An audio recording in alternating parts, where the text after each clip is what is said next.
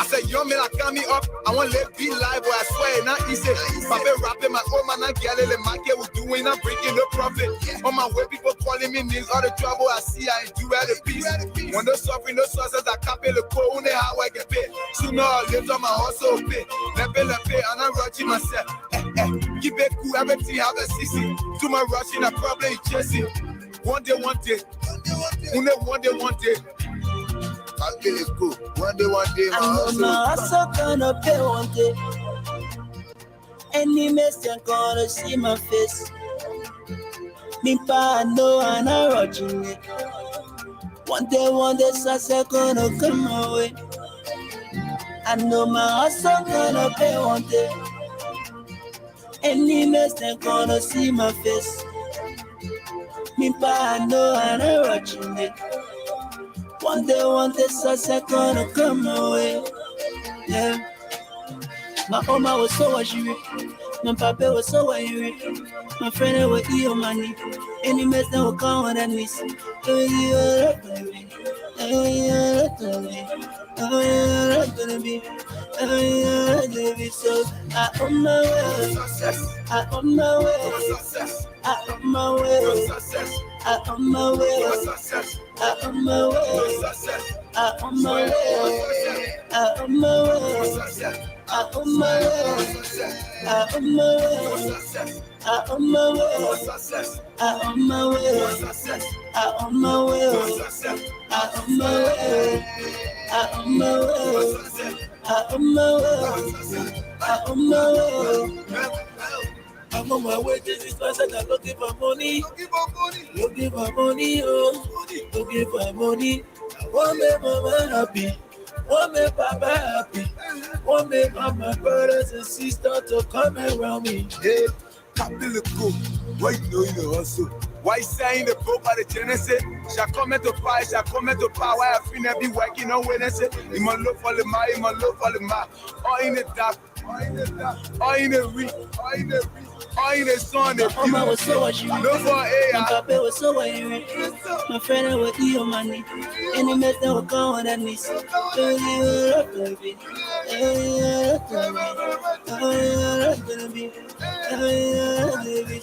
I on my way.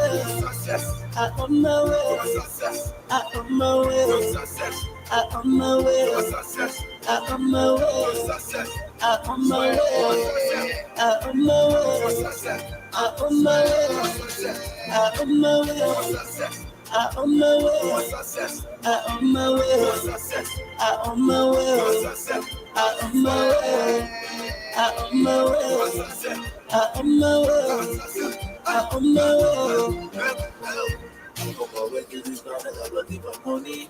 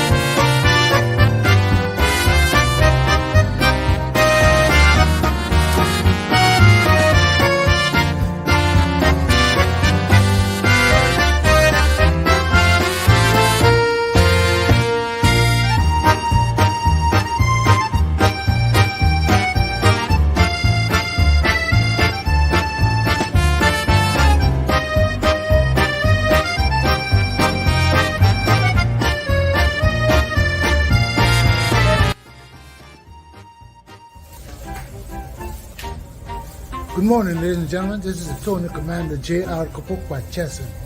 I'm at Flames, the Jamaican restaurant in Providence, Rhode Island. I'm here with the proprietor. Ma'am, could you kindly tell us your name and how long this business has been here? My name is Sophia, and this business has been here for 6 years. What kind of support have you received from the community?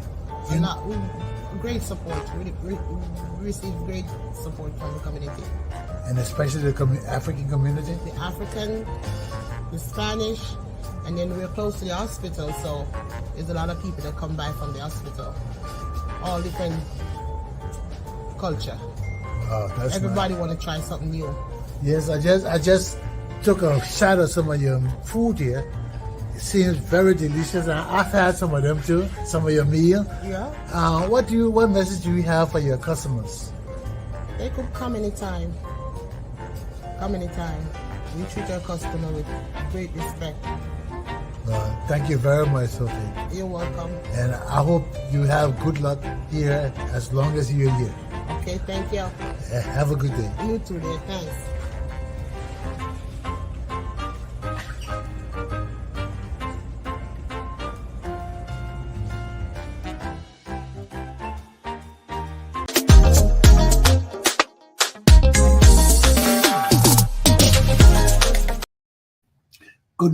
Good morning, ladies and gentlemen. Welcome to Tony Commander J.R. Glapohkpa Chesson. It is in 20 degrees in the Providence, Rhode Island. It's cold. It's dark. It's cloudy. So if you go out to work, be careful. Okay? I know most schools are closed right now for the New Year and for the Christmas. So all you kids out there having fun, enjoy yourselves. Or you people skiing and doing other things, be careful. Take heed and govern yourselves while you're driving. Put on your seatbelts and remember those things, okay? So we'll go up to the lower 40s today. It's going to be sunny and probably nice, but take heed and govern yourselves, okay? This morning I heard, was it this morning? No, recently I heard Leo, yes, it was this morning. I heard Leo Johnson, a Liberian advocate, talking about coalition and the issues Liberian people having with coalition in their political aspirations and ambitions. And I heard him talking about coalitions are not good, if I'm quoting him correctly. But as I listened to him explaining why all these political parties say they come to form a coalition, and they have different aspirations and interests, why are they doing it? But there's a difference between a coalition and a cooperation. What these people have in Liberia right now are not coalitions. Because when people form coalitions, these are bodies and organizations that have clear goals and objectives.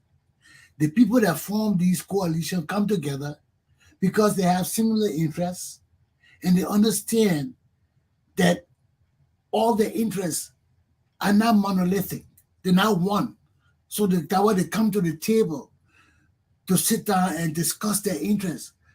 But in spite of their differences, their overall interests, the major interests that concern all of them is similar. And is the biggest among all the concerns and interests.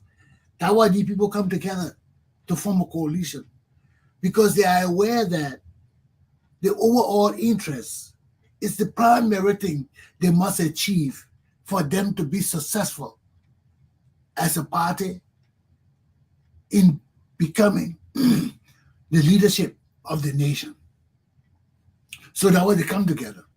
And they are of the consensus that they standing alone cannot win anything. But sometimes coalitions are not just formed because of numbers.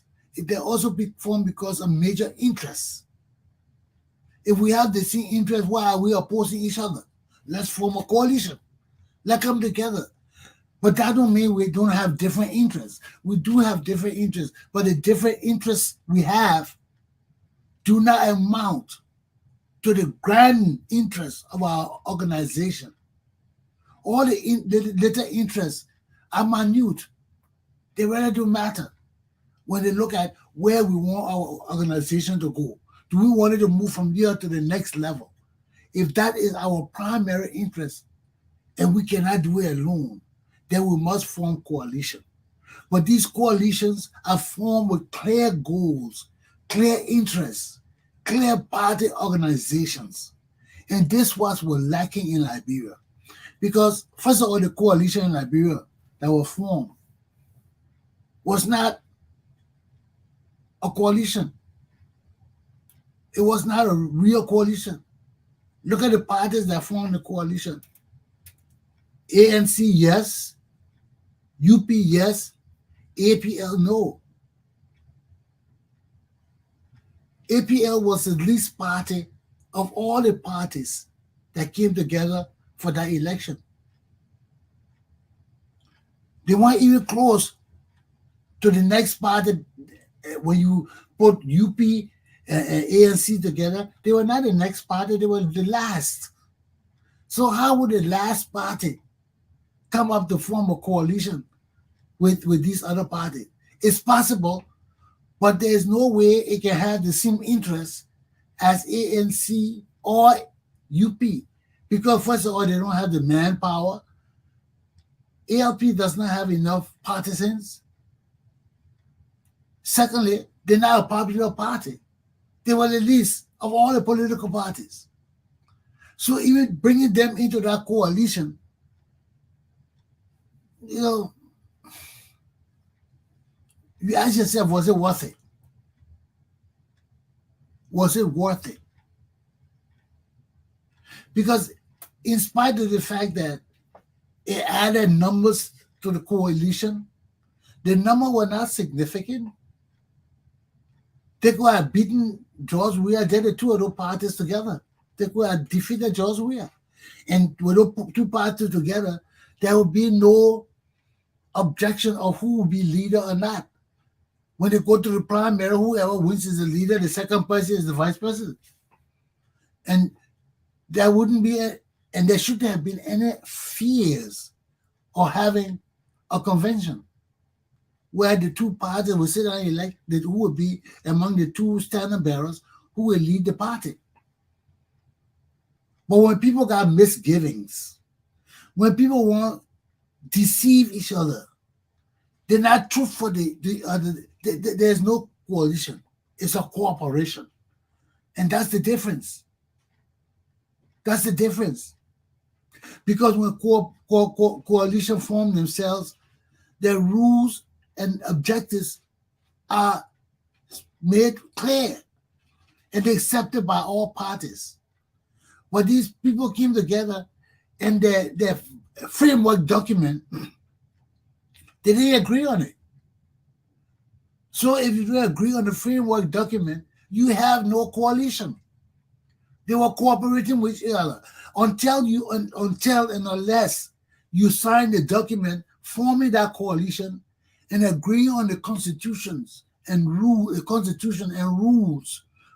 that will govern that coalition, and everybody happy with it, you have no coalition. And this is where the CPP was. Okay? So let me bring my partner in, Mr. Melvin DeShield, and let's talk about this and move on to the next topic. As you can see, our topic, we are continuing our topic today. How you doing, Melvin? Hello, Rodney. You can hear me good? Yeah, I can hear you clear. Okay. Yes, I was just talking about the difference between a coalition and cooperation, because you cannot form a coalition without a framework document. And once these people did not reach to that level or accepting the fact that they had when they signed a document, then there were misgivings. People started fighting each other about the document. So right there, it demonstrated that they did not have the intention of forming any coalition. because you can't go. The Boakai were quiet on the whole thing. Then you and Cummings fussing. So there was no real coalition. As long as Boakai was silent and letting these two guys fuss with each other, and he not intervening and say, "Look, gentlemen, we can do better, or we can solve our problems, or stop the fussing. Let's get on. Let's move on." Nobody intervened, so they were not ready a coalition. They had a cooperation to form a coalition, but it never reached to a coalition. So we cannot downplay that. Leo Johnson was trying to say coalitions are good, and he was moving to that direction. But I'm telling him there's a difference, because once people sign the document and agree on the interests and they have common interests, the coalition go on. But when they come together and break it up, it can't work.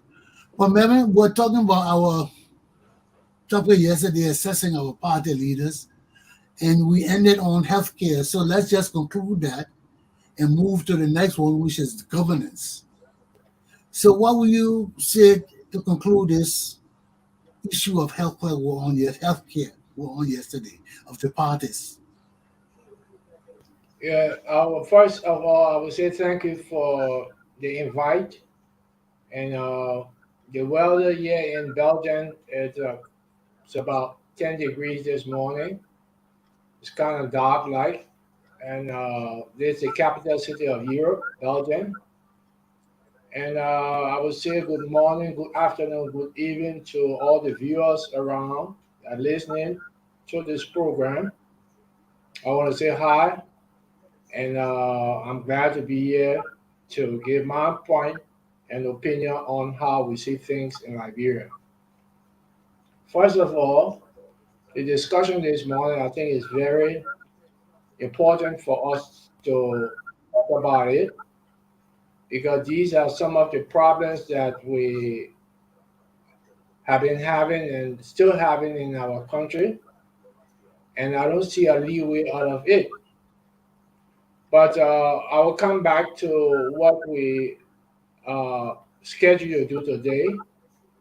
We will end up on the health within the Liberian setting, what the various political parties have to offer. Well, presently, you see that we're in a deplorable condition with the health sector.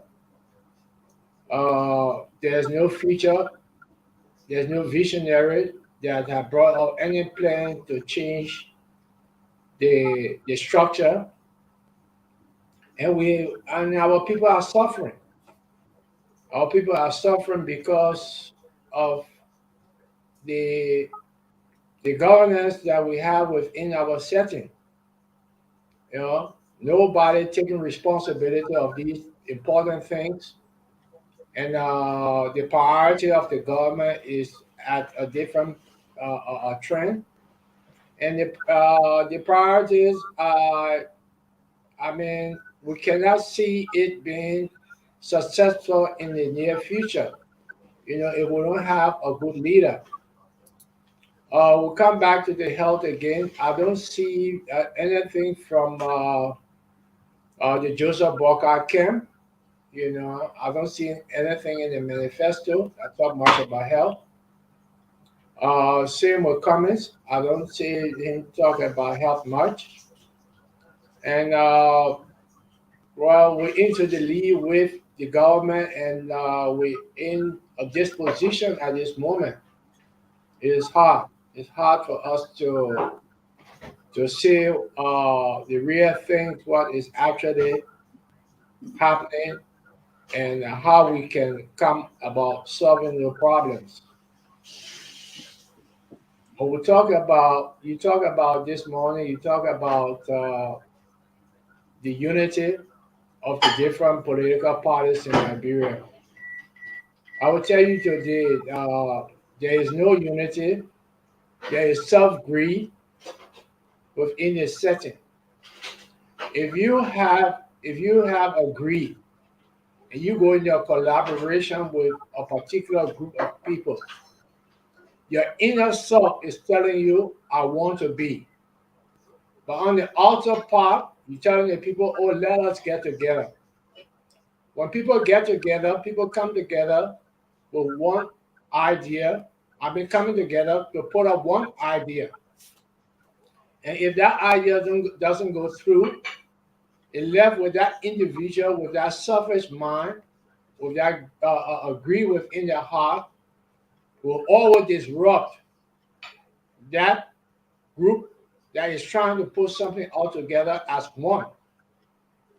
And with the correlation, they started off with all, I've seen all the videotapes.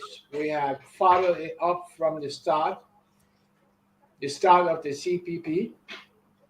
And we see what they have come out to today. The CPP were funded and we all followed it up. And it was the strongest group to oppose the ruling establishment. They started off by giving Didam the second term. They started off by giving Yomi Kanga Lawrence a chance again in Bassa because she was heavily contested with Bashanga Finley. And it was because of the CPP that they took the different electorates that the message was passed on that were won, and everybody was happy. The grief came in when we started to talk about who will be heading the CPP for the national election. Everybody had their own thoughts. Everybody wanted to have their own view about who should be and who should be the second person. This is where the problem started from. Jadon came on the national podcast of the Spoon Network, and he stated that he had a trend of going along with Joseph Boakai. And that discussion was not held within the setting of the CPP to say who was going to run and who was going to be second. But he had already given up his view that Joseph Boakai was the right person. And other people had other views. And it brought serious problem to the CPP in the end, that the success that they had before had turned out to a failure in the end due to the fact of people being dishonest, people planting a conspiracy against the next one. And it was a whole lot of things. They had to take one of the other compatriots to court. You know, they had to stay in court for almost about 7 to 8 months. You know, it was a serious problem. Now, how can you people come together and say that they're going to form a correlation to go against the established code at this moment? I believe it's going to be hard. It's going to be hard from the fact that they had dismantled themselves. You know, each camp had blown up the top on the next one. And in coming back together, everybody is taking that cautionary move to know how to come in. And we have less than we have about a year to go, or less than a year to go into the election. And the correlation have not put themselves together yet, because everybody had the personal greed, the personal indictment, and the personal feeling about how things should be run and who should they pick. And this is detrimental to the citizens who had put together and had embraced the CPP as a whole. And I don't know how they're going to work this out, because I don't know why you still thinking about them coming together now. I just listening to you, because we finished passing that stage. I just want to know how these people gonna handle health care. We talk about George Weah because remember these people not coming together. First of all, you weren't here while I was talking about it. Maybe you came a little late, but first of all, the three parties were not equal. Benedict you were nowhere in the mix of the top parties. ALP was the least party in the election that they came last. So how come they came into this coalition with the two top parties? Where ALP came from? Was that the Congo party to represent one group of people? Why they had to come in? That's why I kept asking myself, I said, why these people had to bring ALP into the mix? ALP came last. They had no part in this thing. The two top parties, the two parties was able to form this coalition. But Boakai coming on with Benedict you hanging on to him. And he bringing Benedict you with him into this coalition. It can't work. Benedict got ulterior motives. We talking about war crimes court. Benedict you got to face the war crimes court. These are people that are trying to save their necks. And you can't save your necks on the progress and advancement of our country. Benedict you're my cousin. He's your good friend, and Melvin. We got to put the shit where the shit belongs. When you bring a man like Benedict you into the coalition, that coalition will not work. I could have told them that from the onset. Benedict you not supposed to be in that coalition. And as long as he is Joseph, Boakai, Coattail, and Bahu, it ain't gonna work. But this is the serious problem that we're having today. If we go into what NEC require of a political party, I think it's supposed to be 10,000 or 20,000 signature to that particular document. But for what we see, ALP has only about 10%. Benedict, his daughter, the secretary. I tell you. And he pay money. He pay a lot of money to keep his party involved, so he will have a way to mingle within the political setting, And he have found a way with Mr. Boakai because Mr. Boakai has presented himself as being broke. And Benedict presented himself as a helping hand. And when I help you, you help me, and that's how the talks came about. Now, there's a serious problem. Benedict probably only got about 10 to 15 persons in his group.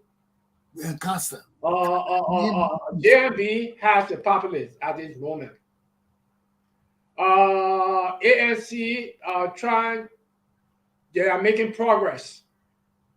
They're making progress from the last election they had. You can see that more people joining them also. UP already established. CDC and NP is on the other side. The NP people, NPD is having problems because they're into a correlation with the CDC. And they need a new framework, as we heard, making up a new framework that will be inclusive with the NDP people. But the problem is that the NDP people have suffered the problem and have seen what the seditions have done to them already in the first term. So they're taking a precautionary move in how they're going to fit themselves within the setting of the CDC and then for this next term. So they themselves have not put themselves together yet. It's only Weah and Joel right now that is running the scene. But from the party perspective, they're still trying to put things together because there is a big hole within that correlation. With this correlation with LP and and the ANC, which right now is the CPP. Remember, before you go on, let's split the LP up first. You got LP UP and LP ANC. Nyombi Kanga LP. Well, what we will recognize, listen, what we will recognize is what NEC have put up. NEC is saying that the Musa Hassan Billeted LP is legitimate, you know, and they're into court at this moment until the court can come up with a verdict stating that the Nambi Konga Lawrence group is heading the LP. I mean, we cannot turn to that until that verdict has been rendered. Not only that, Melvin, right now Boakai is looking for a vice president. So his choice is between Kanga and somebody else. We don't know where his choice is going to fall. So normally Kanga still has some kind of support. It may not be recognized by NEC, but she has something. I don't know if just 10 people in the kitchen like Benana Yuri. We think that only 10 people in the kitchen like Benana Yuri because she got what the boy name? Dylan. Dylan got his people. So right there, that you don't know what kind of pull she has with the populace. Even though Benete is recognized by NEC, we still don't know what part of the party he's pulling. So we don't know who really has the weight of Liberty Party. Is it Nyomli or is it Benete? It doesn't matter who NEC represents. It matters they stay in court, right? Fighting this thing here. So they got two parties sitting on there, and we the analysts can't tell who got the most populace. Yeah, you made a strong point. You got a strong point right there. What is happening, or what we have noticed, is that we see that all the Joe Boakai movement going to Nigeria, going everywhere. We see him with Banana Europe. And we hear in the air that Yumli Konga Lawrence could be the running mate to Joseph Boakai. Now, what the public is asking for is that they want Joseph Boakai to come out and name his running mate. And this is what he cannot do. We don't know whether he's waiting for the court case from LP to be completed, and he will probably bring in Yumli, or he playing Yumli again, knowing that she has not put Watson in yet, and Benana has been spending his money, and might get Benana a chance. This is where the people are having a problem with Joseph Boakai. This man have no leadership ability to step on some kind of authority, you know, of what he wants. You know, he playing that cat and mouse game, and it's not in your favor. It's not in your favor. It's a messed up strategy. Deceitfulness. Yeah. He trying to prolong the process by being deceitful. You know, by saying, "Oh, I'll wait. I'm ready yet," but he's still waiting for one person the court to decide the liberty case, and waiting to decide. His loyalty is divided. He don't know whether to choose Benana Yuri or Nyombi Kanga.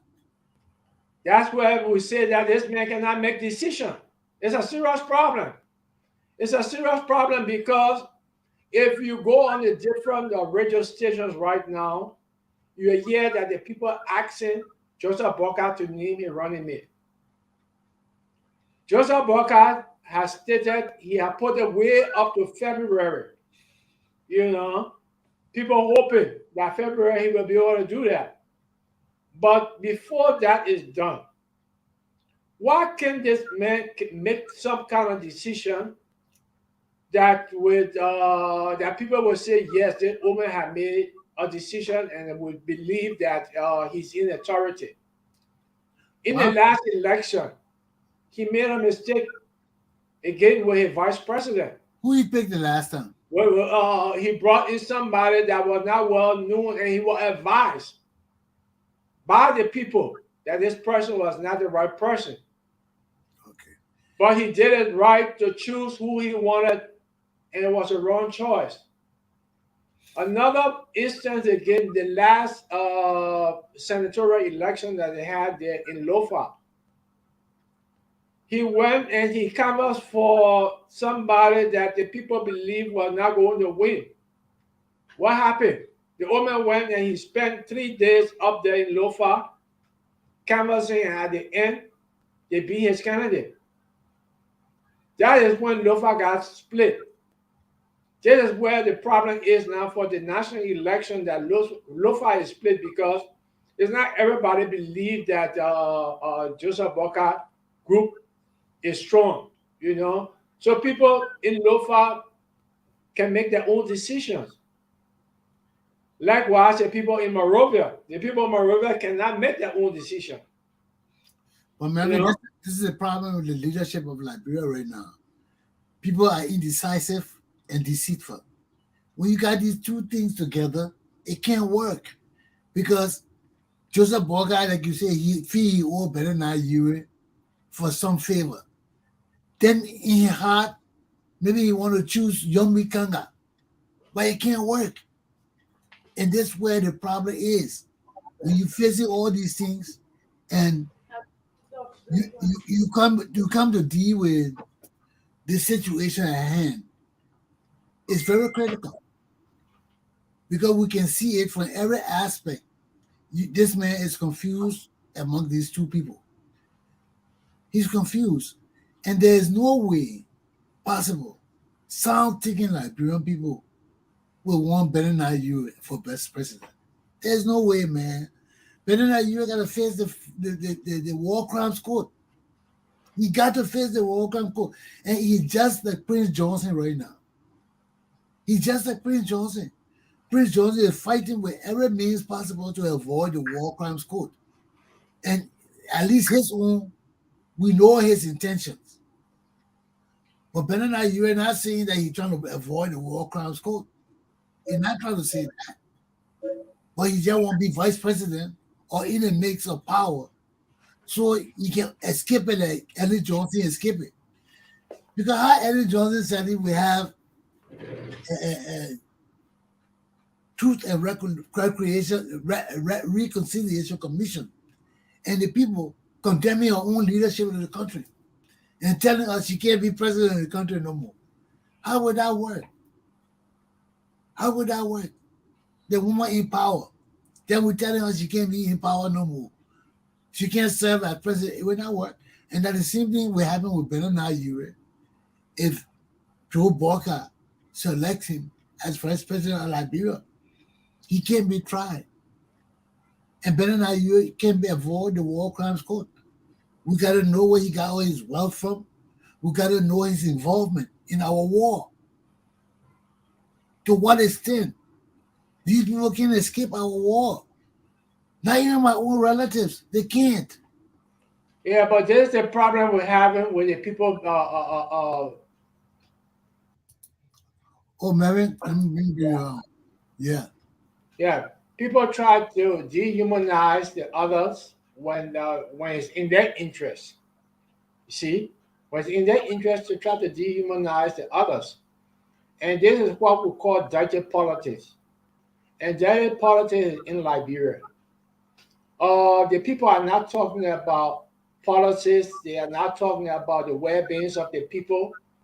Everybody is talking about what they are doing and what they can do, in the sense of infrastructure, like the CDC boasting about the hospital that they have built. They're boasting about the roads that they try, the feeder roads that they have put up, you know, and things like that. And I believe that these things are not priorities of the people. You know, there is something that is missing within the governance of our country, which is what the government has as their priority. You know, But Melvin, before we go into that, let's just finish the past topic we're talking about. We talked about healthcare the last time. Do we know the government failed in healthcare? We talked about that. Does CPP, ANC and CPP, UP, and Gongloe have any health plan or any efforts put into health care in Liberia right now? No, we have just an issue from the beginning part of the show. And I said to you that ANC, I didn't hear anything much about the health plan. And I told you that Boakai is talking mostly about roads. Gongloe, I have not heard anything he's talking about human rights and the rule of law.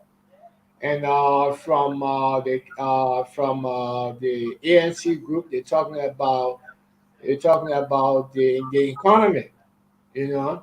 So all of these people, when you check their manifesto, they are already stated their priority of what they want to do. And within that setting, I have not seen any or read any one of them that have health as a priority.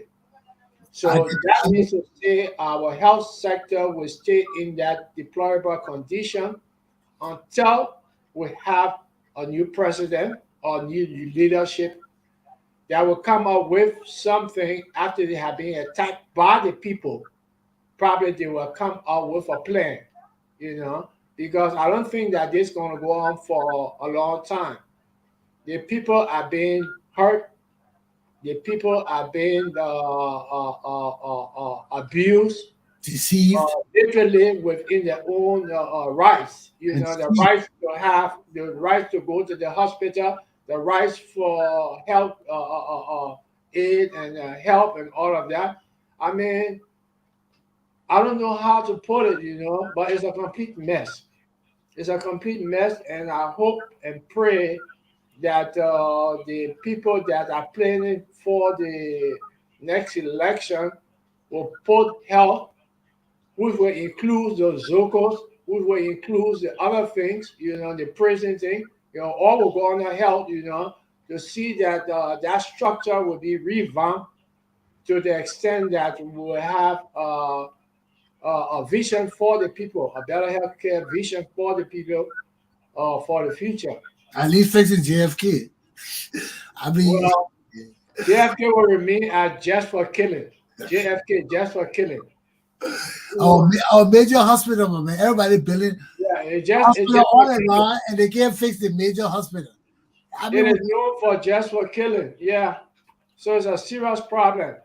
Now, when we talk about the governance of that, it all comes back to what the government plan they have for the health sector. I don't want to jump the gun, Melvin. We're finished with healthcare now.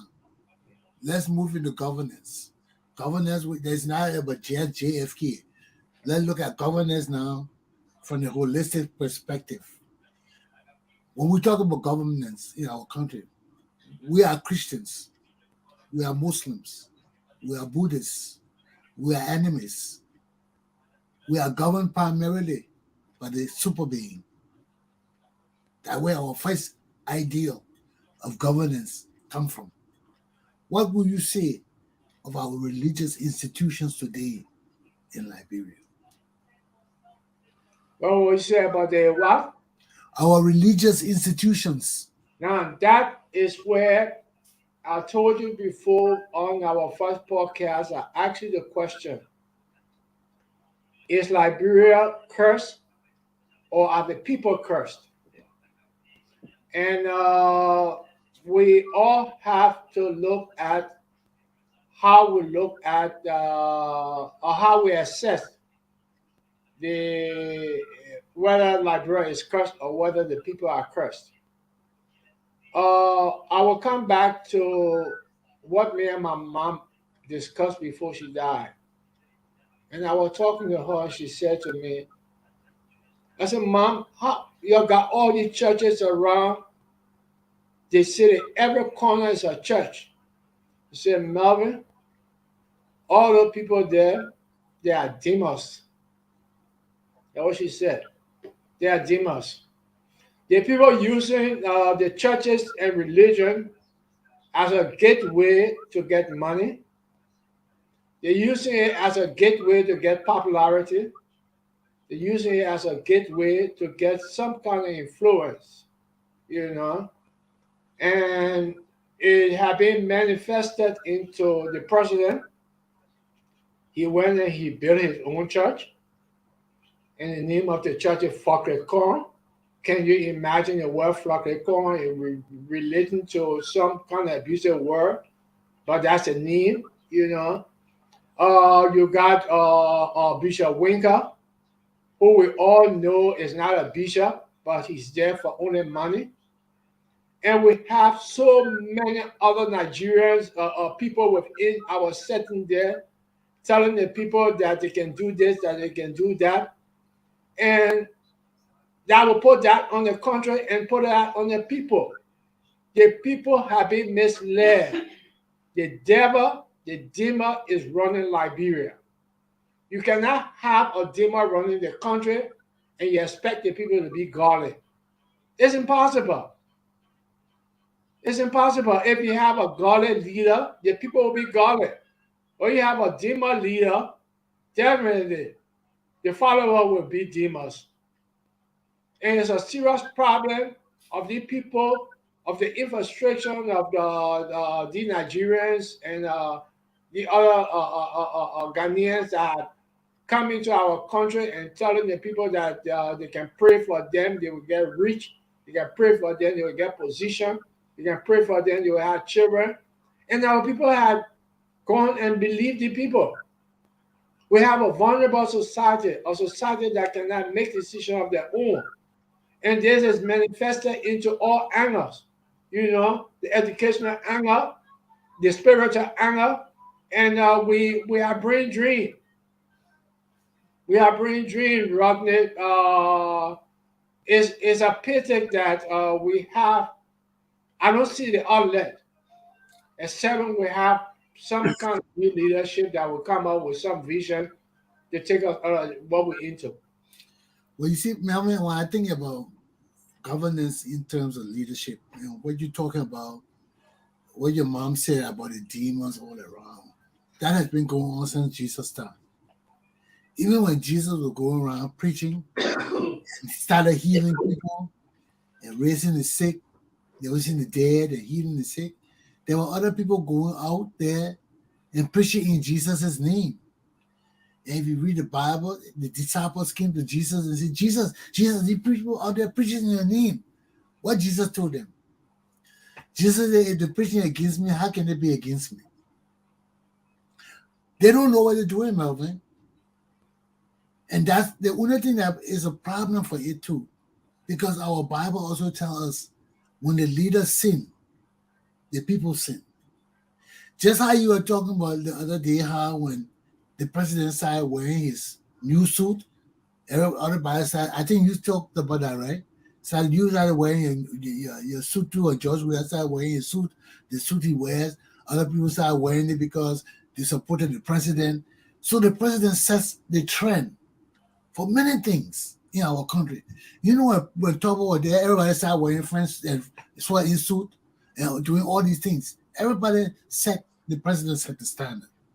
So if the president going to and building his own church, and we know the president is not a pastor, we know the president is not a Christian. The president has never professed Christianity before.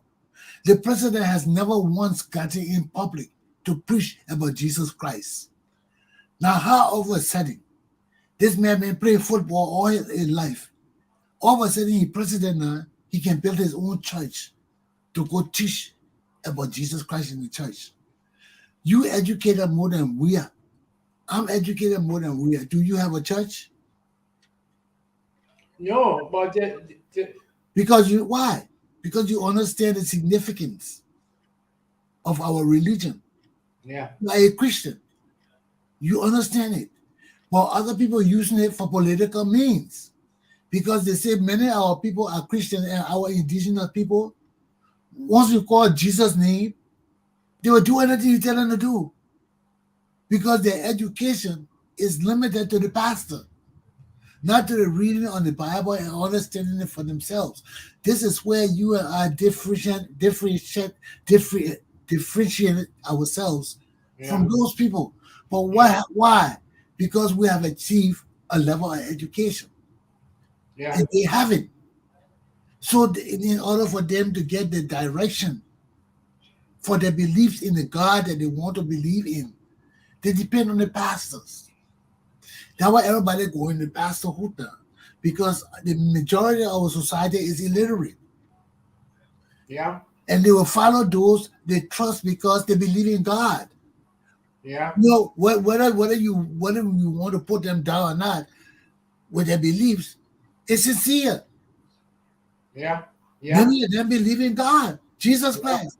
And you come there from, especially you from their tribe and things like that, and you stand out and dressing like Westerners, coming with your suit clean and things like that, people will gravitate towards you because you are the tribal member. You exemplify good Western education, good Western dressing, good Western training, in spite of the fact that our people, these educated people, always talk about, oh, we won't go to tribalism, we won't do this. They don't want it. Our indigenous people want things better for themselves and their children. And they look at our society. They see all the people leading our society in coat and tie. They see all the people, even Weah, all of them, they're dressing in coat and tie. They're dressing in things. They see it. Those are examples of good life. Those are examples of achievement in society. So when they see that we indigenous children coming to them as pastors and spreading the word of God that they believe in, they gravitate towards them. And these people use them. They use them. Because George, we are not a pastor. But they see me in preaching, they think it's right. In their mind. Rodney, may I ask you, who has cursed, the country or the people? The leaders. Because when the leaders are cursed, the curse falls on the people too, because we follow our leaders. And that's what God said, when the leaders sin, the people sin.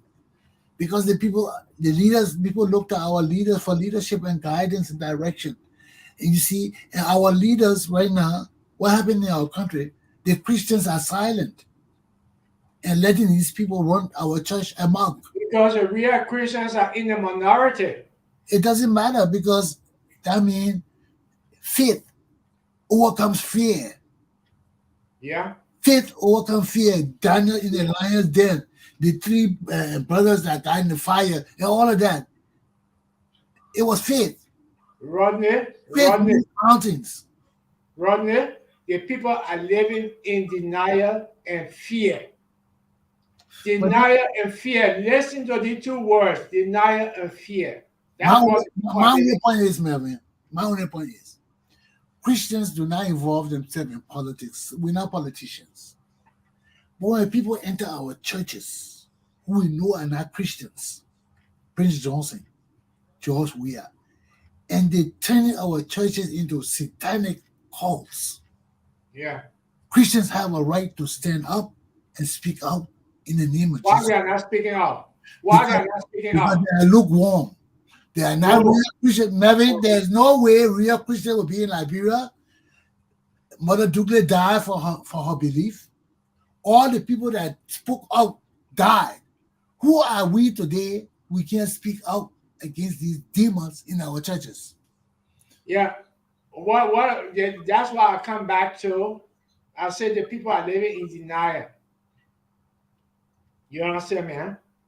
And you brought it out that it comes from the leaders. The leaders, when the leaders are demonetized, it trickles down to the people, And this is what is happening with us.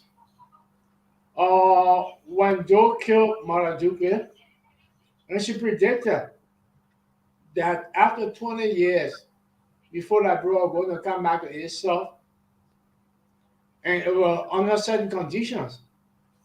And within that 20 years, all of us that were living today, were waiting to see what was going to be the outcome after that 20 years, to see whether Mother Duquet's prediction was right or wrong.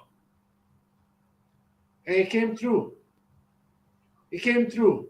She said that she saw blood running like water on the streets and all of that. And that prediction came through. Till then, we have not come up, as you say, Christians, to denounce the different churches and the different things that are happening in Liberia. The president of the Liberia Council of Churches or something like that, the government gave the man money. When the crisis time, the government gave him money, and they facilitated him to go to the different radio stations to go and decry against the people, go against the people, saying that the people shouldn't do this, the people shouldn't do that. You know, and having on several occasions that people have noticed it now, that when they're about to come out, people say, we don't want to hear nothing from the church or council. You know, Maybe, that's a complete mess. let me tell you one thing. Our hour is up. Before you do your closing statement, let me just say one thing. Ellen Johnson Sirleaf was a faith. She had our faith to bring our country back. Ellen Johnson started the war. I knew Emma Johnson. Emma came to me and told me to join him to be general.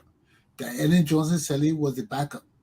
You know Emma Johnson know that our cousin. Yeah. Emma Johnson said that to me.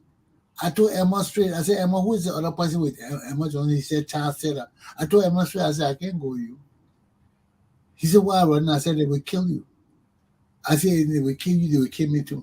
I said, I can't go with you because, first of all, I don't know the situation in the people. I don't know the people you're going with. So give me, the only reason Claire left me, I told him, go bring 50 guys.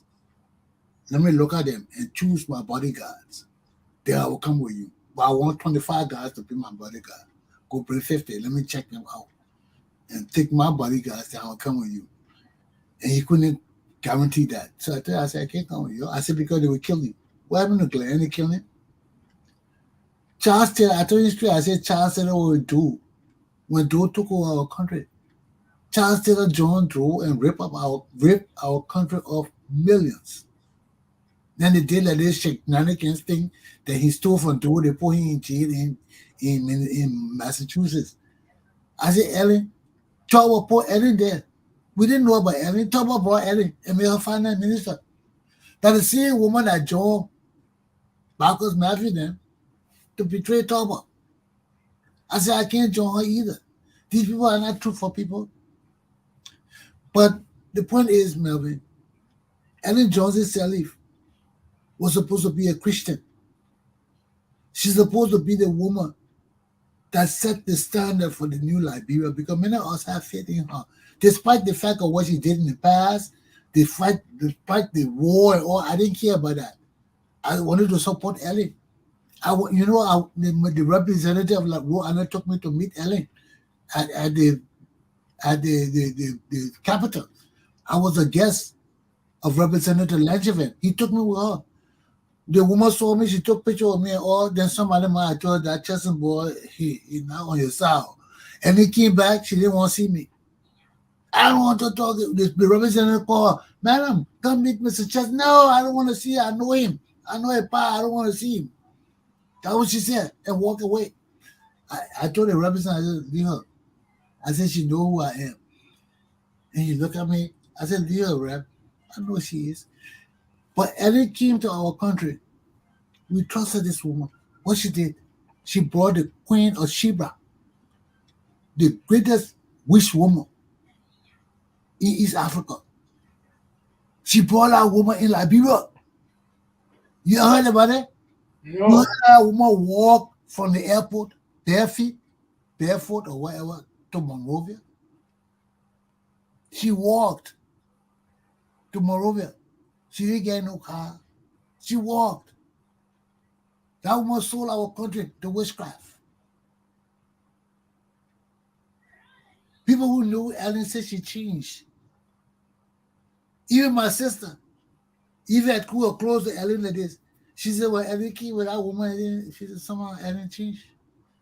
She said, well, Ellen changed a little bit after she brought that woman. Why you bring a witchcraft woman to our nation? She and Julie Andy and all of them into their witchcraft thing. You know, you bring a woman like that into our Christian nation.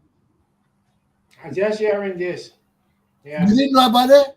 No. Oh man, at least so our country. That was she called all the chiefs together and they wanted to make her something. And then changed from Christianity to witchcraft for power because she knew she had destroyed our country when she put all her children in power and can't account for things. Because we trusted this woman to change our country, man. And she did all this. So these are the people I told you, the leaders. When the leaders sin, the people sin. She turned our whole country into witchcraft. That's why she brought George Weah, all of them. Because eventually I kept her hand out of this choosing the president. Let the people choose their own president. It was a debate between Joe Boakai and what the body, George Weah. The international community didn't know who to choose. They were waiting for the people. Ellen Johnson said him, cut everything off and came and said, I choose this boy. He will lead us people to the new light. When Ellen said that, I knew we were finished. I knew because you go, Joseph Boakai got a degree, educated. No matter what happened, no matter what Joseph Boakai did, no matter what his past is, he's qualified to lead that people. He's educated. When you go there, let's judge him from that. Let's judge him. When you go get a high school dropout, a football player, right there you know the man coming to bring all his football buddies, all his friends. Our country can return into live football. The man is a dropout. There was nothing good about George Weah. The man was a dropout. He can be the most kind man in the world, give out all the damn money. He was not qualified to lead a nation. It takes more than money. It takes more than fame. It takes a man who is conscious about the lives of people that he's going to take care of. Rodney, before I make my closing, let me just make that particular point on this. We'll come back. You finish make your closing statement when you finish your point. Okay, we'll come back to the vulnerability of our people. And it's a sad thing to know that the people who are going to be doing the voting are not aware of who and what they are voting for. It's a serious problem, and the consequences will trickle down to us again. That will have to be coming out on the podcast and be talking. The problem that we're having within our setting of the getting the to educate the people rather on how and what to vote for is far-fetched. Far-fetched because the different radio stations, the popular ones are controlled by the government, and little ones that are barely heard of, that's trying to make an impact, is not big enough, And with that left in the hands of God, that He will be able to persuade the minds of the people that they will be able to make a better decision for the future. But then and there, God had left us. God finished forgetting about Liberia. He thinks it. God had forgotten about Liberia because of the kind of things that He tried to instill into us, and we still try to go contrary to it. I don't think that we are blessed anymore. That's why all of the confusion and trauma and different things, the killing of the different people, we will never have no investigation. The problem will never be solved. The people are dying of starvation and all of that. And a lawless country. So God had left us, only the individuals who internally believe are the ones who are being helped by the Lord at this moment. So my closing word, I would say, let us keep on talking about these things, educating the people, and we pray for the best. And I thank you for your time.